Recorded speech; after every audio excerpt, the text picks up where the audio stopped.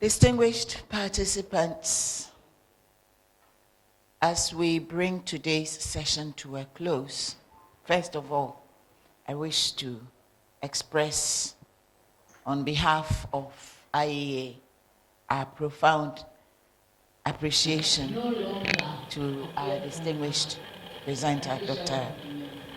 Oduro Osai, and all of you, very, very active participants, for you have enriched this conversation with your help and your deep insight and passion. Now, in the course of our deliberations, it has become very clear, and some of you actually reflected on it or made observations on it, that we are operating under a legal regime that was originally formulated by a completely different set of people with different sort of set of objectives and motivations and everything. Now, can you blame them? No. There is something called enlightened self-interest. There's absolutely nothing wrong with that, so long as you don't go using a bulldozer to flatten the people who you meet along the way. It's allowed. Now, unfortunately, when the scene has changed, and the scene has changed since 6th March 1957, and definitely it completely transformed on 1st July 1960, when we became a sovereign nation and the Queen of England no longer appeared on our official documents and symbols.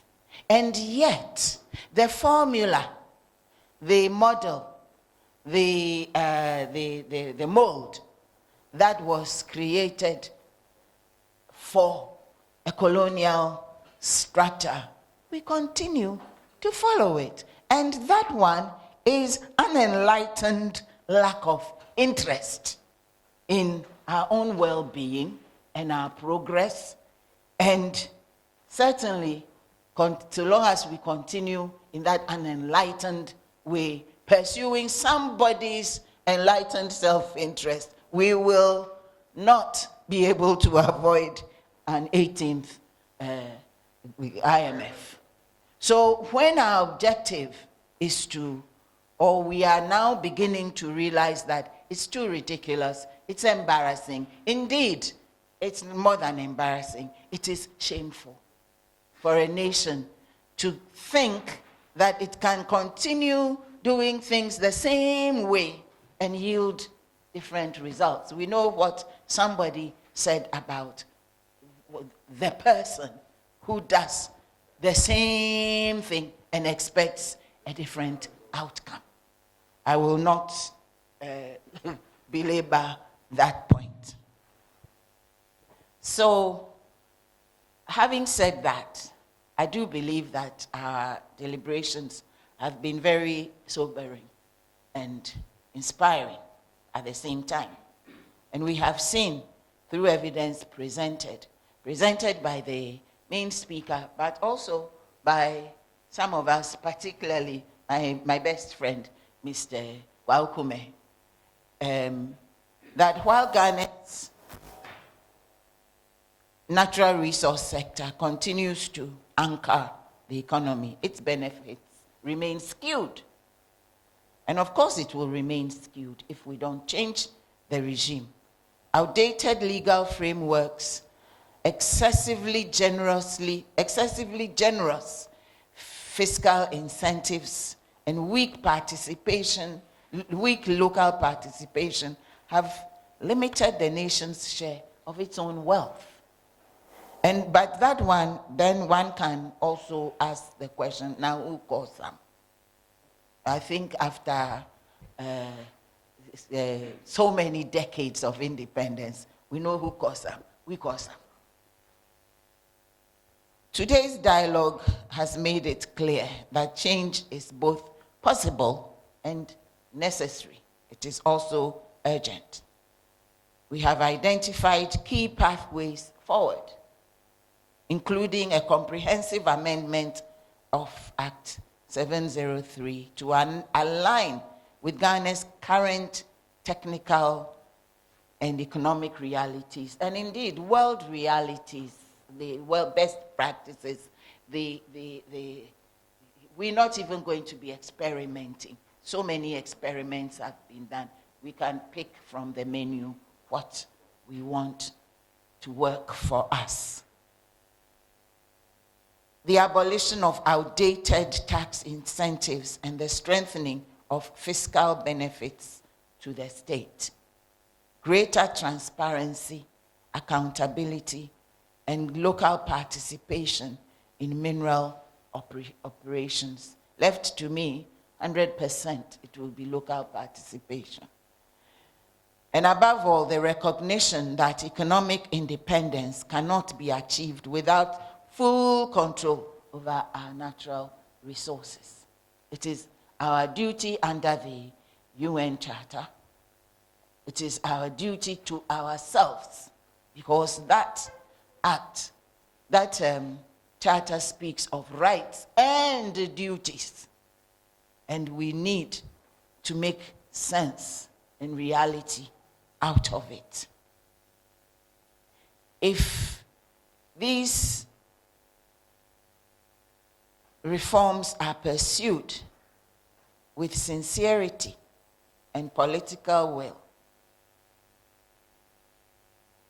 Ghana can finally translate its natural wealth into lasting prosperity for its citizens, who, at the end of the day, are the primary objects of everything that we do or that our governance aims at. Otherwise, why are we a nation?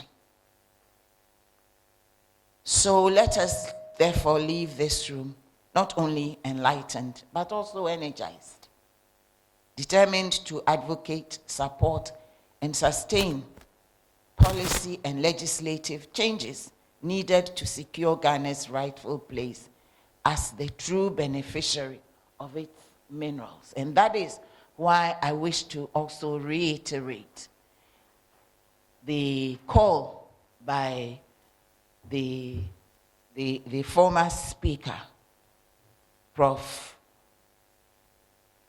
Professor Okwe, that what we need is a national conference on our natural resources. A conference where we will have meaningful dialogue that ought to advise which direction the reset is even supposed to take us. Because governments will come, governments will go. The people, the voice of the people, will remain. And it's about time that we begin to make meaning of the democratic intent that underlies our constitution, which I still think is a beautiful constitution, though it has its bad parts. But when it comes to what is in the best interest of the people, it is the people who know what is in their own best interest. And it's about time we start exercising our voice. So I have a word to the media. Mr. Kwaokume. Okay, so this word primarily is on behalf of Mr. Kwaokume. Because when you attend a seminar and there are documents distributed, surely I hope that the media present will read it and at least highlight and underline some key points, because I read it and there were very interesting points that were worth blending into any legitimate and accurate report of what transpired at the seminar. The seminar is important not only for what the official speakers will say, but what we used to call, when we were university students, common floor members, what they also have to say. And sometimes what they have to say sometimes is even more important than what was said at the table. So please, I'm making this call to you. You're there to inform the nation to the maximum extent, and to pass to the nation learnings from these seminars. And what Mr. Kwakume said is a case in point. So, finally, having spoken like some teacher or some mother admonishing her children, on behalf of the IEA, I thank everyone for your participation, for your insight, for your unwavering commitment to national progress. May today's discussions inspire decisive action in the days ahead. Thank you very, very, very much, and God bless Ghana.